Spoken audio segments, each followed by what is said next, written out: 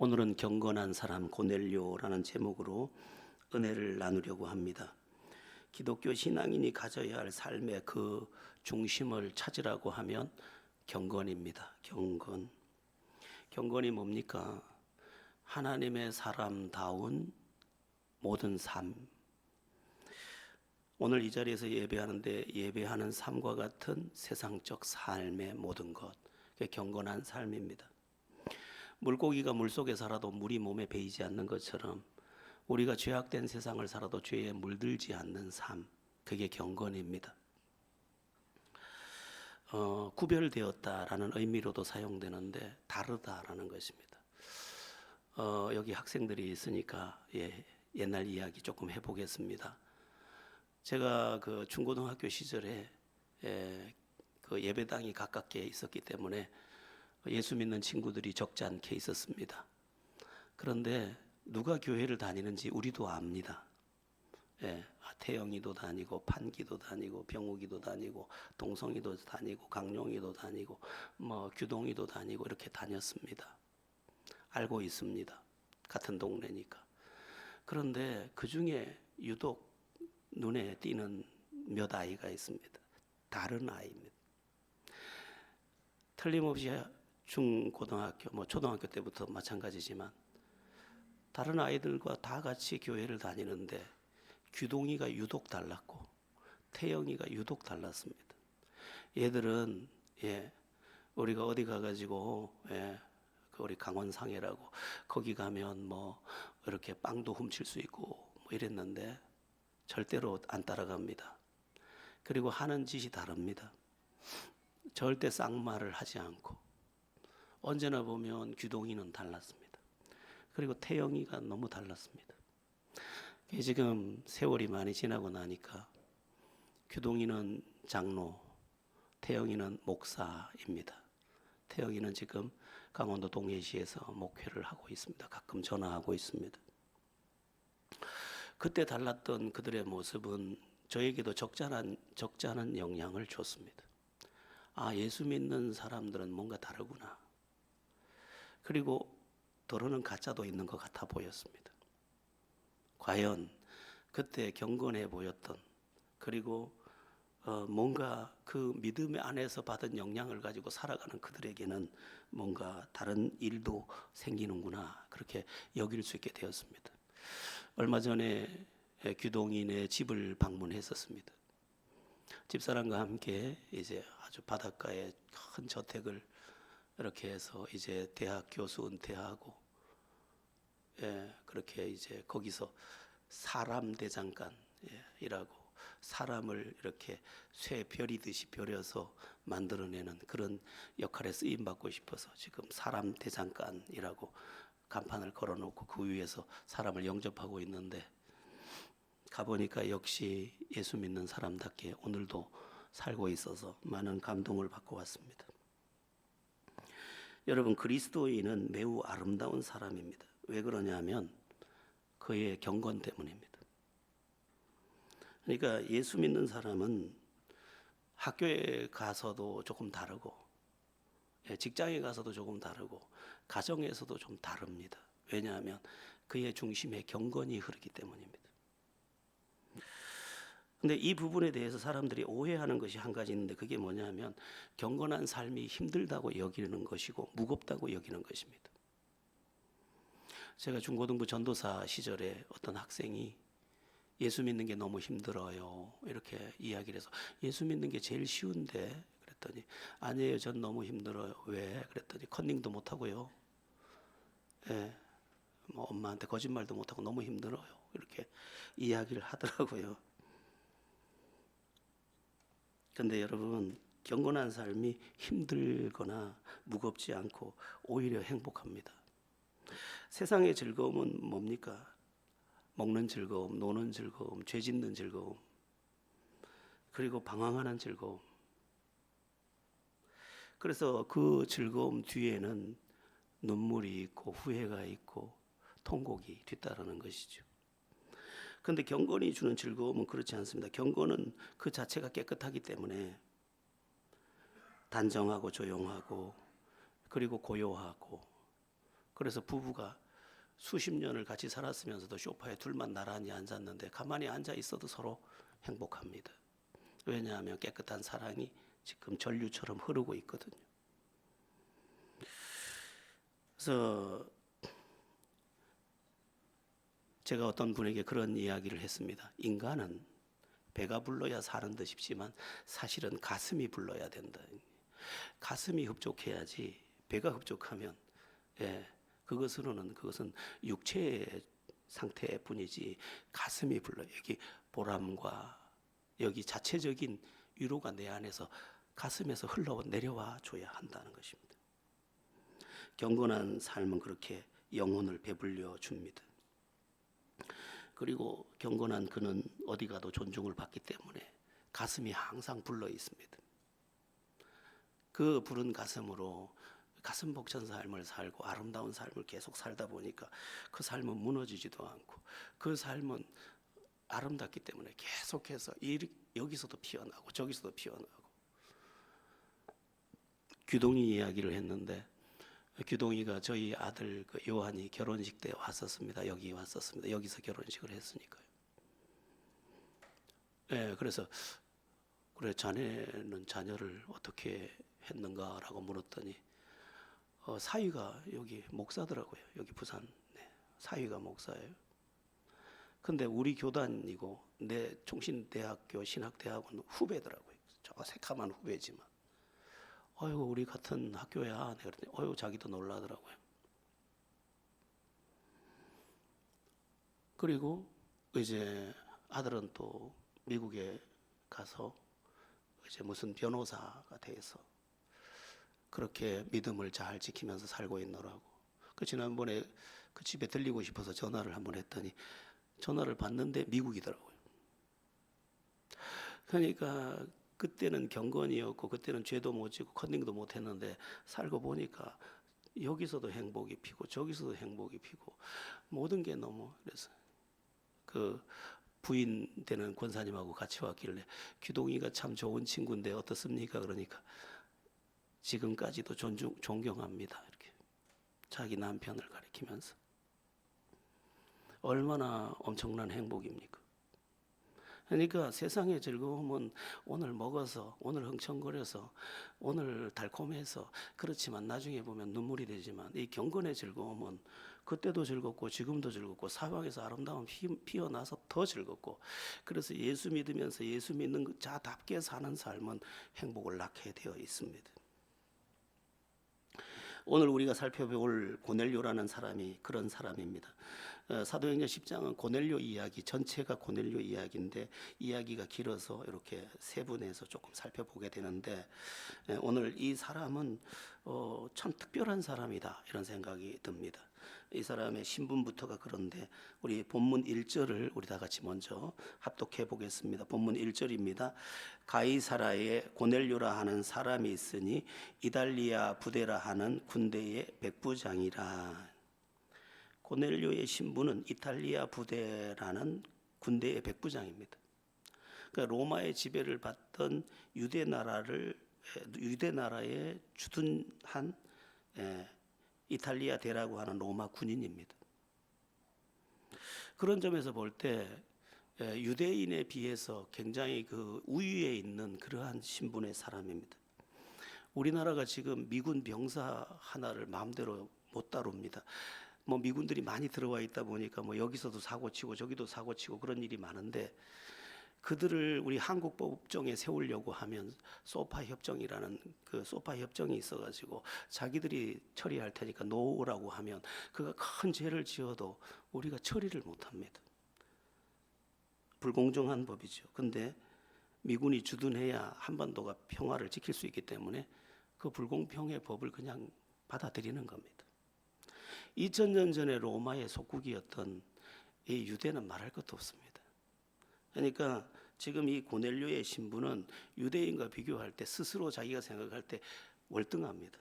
그런데 그 월등한 고넬료가 자기의 신분을 따르지 않고 자기 종교도 아닌 유대인들의 이 종교를 오늘 따라서 예수를 믿고 예수 안에 들어와 있습니다. 그렇게 보면 기독교는 참 신비합니다. 누가 예수를 믿고 누가 변화가 될지 아무도 모릅니다. 정말 신비합니다.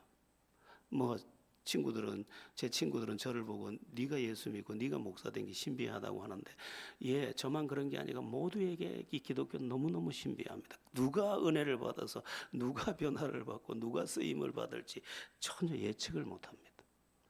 그러니까 예, 들어올 때 100명이 들어왔어도 그 중에 누가 은혜를 받을지 아무도 모릅니다. 하나님이 누구에게인가 은혜를 주시면 그 은혜 안에서 우리가 그를 아무것도 아니라고 여겼을지라도 그에게서 하나님의 나라는 세워지게 되는 것입니다. 지금 이탈리아 군대의 백부장이 지금 유대 땅에 와서 이렇게 그 이스라엘 사람 중에도 이만한 믿음이 없을 만큼 순전한 믿음의 모습을 보이는 것은 하나님의 은혜가 누구에게 임하든지 간에 그에게 놀라운 일이 일어난다는 것을 보여주는 장면입니다. 자, 이제 본문 2절을 보겠습니다. 2절입니다. 시작. 그가 경건하여 온 집과 더불어 하나님을 경외하며 백성을 많이 구제하고 하나님께 항상 기도하더니. 고넬료의 경건이 어떤 경건이었는지 본문에서 세 가지를 말씀하고 있습니다. 첫 번째는 온 집으로 더불어 하나님을 경외했다, 이렇게 되어 있습니다. 이 경외라는 말이 기독교에서 아주 귀하게 쓰여지는 단어입니다. 이 경외라는 말을 직접적으로 해석하면 두렵다, 두려움이라는 말입니다. 그러니까 이 고넬료는 하나님을 두려워했습니다. 그런데 여기서 말하는 두려움은 뭐 그가 심판을 할까봐, 그가 우리의 죄를 들춰낼까봐 그런 게 아니고 하나님의 은혜와 사랑에 대한 두려움입니다. 형벌을 무서워하는 게 아니라 하나님이 나에게 주신 은혜가 커서 하나님을 사랑하는 마음에서 하나님의 백성답게 살지 못할까봐 두려워했다, 이 말입니다. 어떤 아들이 엄마가 그렇게 두렵더랍니다. 엄마가 너무 두렵더래요. 엄마가 왜 두렵냐? 회초리든 아빠가 무서운 게 아니고 엄마가 두렵더라. 왜? 끝도 없이 나를 믿어주고 사랑하는 그 엄마를 실망시킬까봐 두렵더래. 얼마나 철이 제대로 난 아들입니까? 오늘 여기 하나님을 경외했다의 경외가 바로 그런 경외입니다. 하나님을 실망시킬까봐 두려워했습니다. 하나님의 아픔이 될까봐 두려워했다, 이 말입니다. 만약 누가 이렇게 살 수 있으면, 내가 이렇게 사는 것을 하나님이 얼마나 마음 아파하실까 생각해서 그 하나님이 두려운 거룩한 두려움 때문에 오늘 멈추고 또 그 순종의 길을 가고, 그럴 수 있다면 그에게서 하나님은 참으로 놀라운 일들을 이루어 가실 것입니다. 이 세상이 왜 이렇게 엉망진창이냐? 하나님을 안 두려워하니까요. 하나님이 어떤 분인지 모르니까 함부로 막 살아버리는 거예요. 예, 심지어 예배당에 나와서조차도 하나님을 안 두려워하는 일들이 생기다 보니까 우리의 경건이 다 무너져 버린 거죠. 근데 이 고넬료는 하나님을 경외했는데 그냥 경외한 게 아니고 온 집안과 더불어 하나님을 경외했습니다. 내가 경외하는 하나님을 온 가족과 더불어 공유하면서 이 하나님 앞에서 살아야 한다. 하나님의 은혜가 얼마나 큰지 모른다. 이것을 공유하면서 온 가족과 더불어서 하나님을 두려워하면서, 하나님을 두려워하다 보니까 정직하게 살 것이고, 하나님을 두려워하다 보니까 겸손하게 살 것이고, 하나님을 두려워하다 보니까 하나님의 뜻대로 살게 될 것이고, 그 삶이 이 가정에 임했다, 이것입니다. 우리의 가정 예배도 이런 부분에서 매우 중요합니다. 가정 예배를 하다 보면 하나님을 경외하게 되고, 하나님을 경외하는 가정 속에는 하나님의 은혜가 있게 마련입니다. 어제 어떤 청년에게 가정 예배는 했어? 주중에 이래 물었더니 예, 했어요. 그래서 다음으로 안 물었는데 그 내용이 뭐뭐였다고 또 이야기를 하더라고요. 그래서 그래, 가정 예배가 주는 유익이 뭐야? 하고 물었더니 고백을 해주는데 참 고마웠습니다. 많은 부분에서 이야기를 해주더군요. 여러분, 누구나 행복하고 싶어 합니다. 그러나 진짜 행복은 경건 속에 있는데 그 경건을 가름하는 첫 번째 시스템이 뭐냐? 경외 시스템입니다. 하나님을 경외하는 것입니다. 그리고 내가 머무는 이 가정이라는 이 공간 속에 하나님을 경외하는 은혜를 가져오는 것입니다. 그러면 그 집은 절대로 무엇으로도 무너뜨릴 수가 없습니다. 여러분의 삶과 가정에 하나님 경외함이 가득하게 되기를 축원합니다. 자, 고넬료의 경건 두 번째 모습은 구제입니다. 구제. 백성을 많이 구제하고 이렇게 되어 있습니다. 많이 구제했다는 것은 누구나가 그의 섬김을 받았을 만큼 넘쳤다라는 것입니다. 그러니까 고넬료는 단지 하나님을 경외하는 것에 그치는 게 아니라 자기의 손끝에 하나님의 사랑을 담아 쏟아주고 있었다라는 그런 말입니다. 자, 여기서 한 가지 말씀드리고 싶은 게 있습니다. 그게 뭐냐면 누군가를 향하여 손을 펴고 나누고 베푸는 것이 손해가 아니라는 사실입니다. 주님은 끊임없이 말씀하셨습니다. 주는 것이 받는 것보다 복되다. 주라 그리하면 주시리니 곧 후이 되어 흔들어 넘치도록 너에게 안겨주리라. 근데 이거를 우리는 자꾸만 손해의식을 갖고 있습니다. 내 노동력을 빼앗겼다고 생각하고 내 물질을 빼앗겼다고 생각하고 내 수고를 빼앗겼다고 생각하는데 그건 하나님의 사람의 계산법이 아닙니다. 성령은 이 계산을 바꾸어 줍니다. 내가 예수 믿을 때 임한 성령이 와서 자꾸만 가르쳐 주라는 거예요. 예, 네가 섬기라는 거예요. 네가 구제하라는 거예요. 이게 성령이 주는 진짜 예수를 제대로 믿었을 때 내 안에서 나오는, 그래서 내 삶 속에 이 손끝에 사랑이 항상 담겨 있는 것입니다.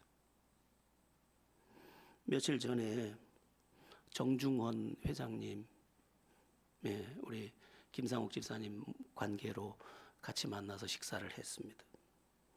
여러 이야기를 나누는 중에 그분이 하나님, 제가 받은 은혜가 너무너무 커서 말로 다 못합니다. 경상도 사람들은 말 표현이 그게 다 아닙니까? 말로 다 못합니다. 이게 다 끝이라요. 근데 그러면서 말씀을 하시는데 뭐 이런 기적 저런 기적 제가 봐도 다 기적 이야기. 근데 말끝에 목사님, 제가 한 달에 매달 그냥 구제로 나가는 돈이 860만 원입니다. 그런데 하나님이 넘치게 갚아주시대. 예. 아이고 대단하십니다. 내가 이번에 포항극동방송 운영 이사장이 되셨습니다. 지금도 그 구제에 손을 안 놓고 있습니다. 아주 뜨겁게. 여러분, 섬김과 구제를 손해라고 여기면 안 됩니다. 뭐 제가 여기 청소하라고 하면서 청소할 수 있으면 얼마나 좋습니까? 섬길 수 있으면 얼마나 좋습니까? 말이 아닙니다. 그게 얼마나 좋습니까? 이거를 아는 사람이 은혜를 아는 것입니다. 이 은혜를 알면 억울함이 하나도 없습니다. 내가 섬길 수 있어서 더 좋은 거죠. 여러분, 헌금 많이 할 수 있으면 얼마나 좋습니까? 난 헌금 많이 했으면 좋겠어요. 내가 우리 교회 절반 헌금할 수 있으면 내가 얼마나 좋겠습니까? 저기 신도시에 있는 어떤 교회 목사님은 물려받은 게 많아가지고 참 그렇게 헌금을 많이 한다 그래. 너무 부러워요. 얼마나 좋습니까? 또 내가 봉사 많이 할 수 있으면 얼마나 좋습니까? 그게 영의 생각입니다. 육의 생각은 내가 왜 그렇게 해야 되는데, 왜 내가 그걸 해야 되는데, 이게 육의 생각입니다. 고넬료는 구제를 그냥 한 게 아니고 많이 했대요. 여러분, 이 계산법이 여러분에게 도착하기를 바랍니다. 더 드리고 싶어서, 더 드리고 싶어서, 더 주고 싶어서. 예. 하나님을 하나님 앞에 경건 중에 하나가 이 구제였던 것입니다. 고넬료의 경건 그 셋째는 항상 기도하더니. 고넬료의 경건의 그 저변에 또 뭐가 있었다고요? 기도가 있었다고요. 근데 어떻게 기도했느냐? 항상 기도하더니. 이 항상이라는 단어를 찾아보니까 헬라어로 디아판토스라고 되어 있는데 계속해서 모든 경우에 그런 의미가 있었습니다. 그러니까 아침에 기도하는 거 당연하고, 점심 때 기도하는 거 당연하고, 저녁 때 기도하는 거 당연하고, 일을 시작할 때 기도하는 거 당연하고, 일을 마치고 기도하는 거 당연하고, 모든 경우에 기도했대 고넬료가. 여러분, 기도는 매우 놀라운 겁니다. 기도는 응답도 주지만 응답만 주는 게 아니라 지혜도 주고 능력도 주고 살 길도 주고 하늘도 열어버립니다. 그래서 기도를 쉬면 안 됩니다. 여러분, 다른 많은 것들이 억지로 안 된다는 것을 알아야 합니다. 여러분, 잘 살고 싶지 않은 사람 아무도 없어요. 그러나 잘 살고 싶다고 잘 살 수 있는 게 아니에요. 열어주셔야 열리는 거예요. 어제도 제가 어느 집에 신방을 다녀왔는데 가서 참 마음 아프게 다녀왔습니다. 그 사람이 못하는 건데 사람이 자꾸 하려고 하는 거죠. 그런데 그것을 들을 수 있는 영의 귀가 아직 없어요. 그냥 그 말을 못 해주는 거예요. 너무 답답하죠. 오면서 내내 채증이 있는 것처럼 답답했어요. 말해주고 싶은데 못 들어요. 그걸 아직은. 그걸 말해주는 순간 도리어 분노해요. 그냥 말을 못해요. 여러분, 살고 싶다고 삽니까? 죽고 싶다고 죽습니까? 되고 싶다고 됩니까? 안 되고 싶다고 안 됩니까? 지금 저희 교회가 수요일날 요한계시록 강해하고 있는데 지금 7년 대환란 설교하고 있습니다. 근데 7년 대환란이 굉장한 환란입니다. 근데 7년 대환란 피할 수 있느냐? 없습니다. 하나님이 환란을 이미 허락해 놓으셨습니다. 이제 감당할 힘만 우리에게 필요합니다. 우리가 겪어야 될 일들이 많습니다. 근데 기도하지 않으면 집니다. 제가 오늘 이제 가정 예배 그 내용을 좀 넣어놨는데, 여러분, 내가 나를 못 이깁니다. 내가 세상을 못 이기고 내가 죄를 못 이깁니다. 그럴 힘이 내게 없습니다. 그런데 기도하면 나도 이기고 세상도 이기고 죄도 이기고 하나님의 은혜가 열리기도 합니다. 기도해야 합니다. 기도. 한번 같이 고백해 볼까요? 기도하겠습니다. 여러분, 기도하십시오.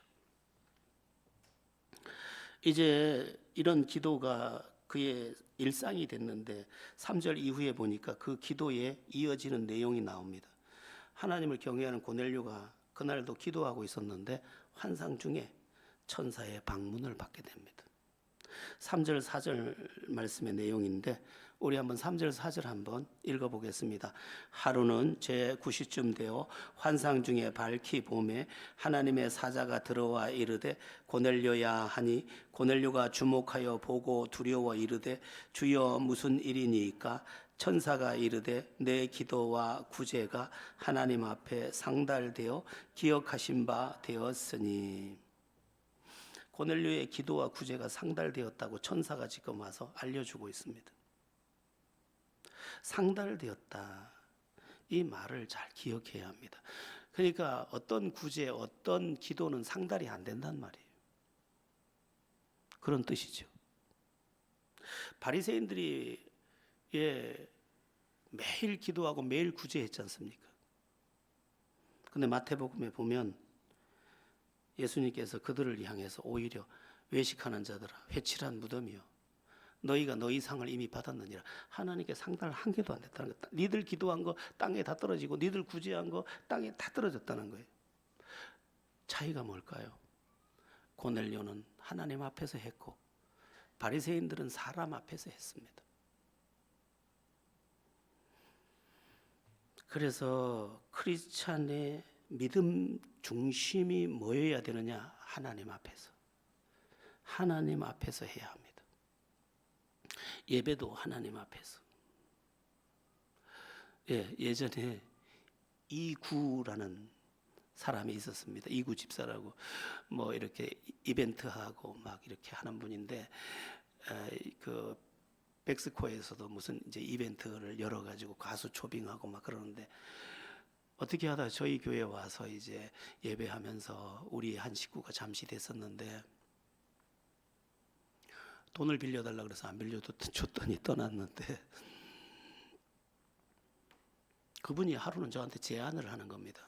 목사님 말씀도 좋은데 제가 제 쇼가 딱 끝나고 났을 때 나와서 사람들이 지금 수천 명이 와 있으니까 거기서 예수님을 좀 전하면 어떻겠습니까? 참 좋네요. 그러면 그 제목이 뭡니까? 타이틀이 뭡니까? 그러니까 진짜 쇼라는 거예요. 그날 보고 그럼 쇼를 하란 말입니까? 아니 그러니까 쇼인데 진짜 쇼라고 목사님 성도 진이니까 뭐 좀 어울리니까 그렇게 하라고. 그 내가 쇼는 못합니다. 내가 다른 건 하는데 쇼는 못합니다. 내가. 그랬던 적이 있습니다. 여러분 사람 앞에서 박수는 그때는 다 알지만 아무것도 없습니다. 근데 이 고넬료는 신비하게도 구제와 기도가 상달됐습니다. 왜? 하나님 앞에서 진실이었거든요. 하나님은 진실한 분이기 때문에 진실만 받습니다. 끄터리도 가짜는 안 받습니다. 절대로 안 받습니다. 그래서 여러분 기도할 때도 예배할 때도 헌신할 때도 헌금할 때도 다 하나님 앞에서 하십시오. 그게 상달되는 순간 고넬료의 사건이 여러분에게 일어날 것입니다. 이제 고넬료를 방문한 천사는 고넬료에게 한 가지 일을 전달합니다. 5절을 한번 합독해 보겠습니다. 시작. 내가 지금 사람들을 요바에 보내어 베드로라 하는 시몬을 청하라. 지난주에 봤던 다비다를 살리기 위해서 요바에 와 있던 이 베드로를 지금 청해라. 이렇게 지금 천사가 말을 한 것입니다. 왜 그렇습니까? 이제 나중에 보게 되면 베드로가 와서 고넬료에게 주어야 할 하나님의 또 다른 어마어마한 선물이 있었기 때문입니다. 나중에 보면 성령의 은혜인데 여러분 예수님을 순전하고 온전하게 믿을 때 하나님은 다음을 또 준비해서 선물을 가지고 찾아오시는 분입니다. 그래서 어떻게 보면 예수를 제대로 믿는다면 그런 선물들을 계속 받으면서 살아가는 여정이라고 할 것입니다. 그렇다고 해서 뭐 늘 배부르고 뭐 등 따시고 뭐 풍성하고 이런 것만이 아니고 어떤 날은 가르침의 은혜, 어떤 날은 분별의 은혜, 어떤 날은 영의 깊은 것을 체험하는 은혜, 선물을 가지고 오십니다. 7절 8절에 보면은 이제 천사가 떠난 후에 고넬료가 집안 하인 둘과 부하 가운데 경건한 사람 하나를 이제 베드로에게 보내는 그러한 이야기가 나옵니다. 이제 하나님이 고넬료를 위해서 더 좋은 것을 준비하고 방문하셨다. 여기까지가 오늘의 이야기입니다. 여러분, 우리의 믿음이 지금 많이 세속화되고 있습니다.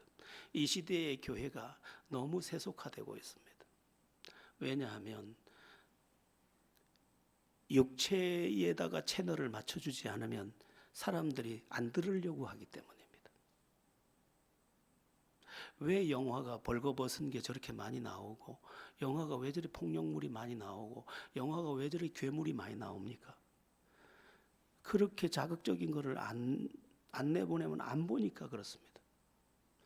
지금 이 기독교 마찬가지입니다. 사람들의 입맛을 안 맞출 수가 없을 만큼 사람들은 그래요. 그러면 우리는 다른 거 듣겠습니다.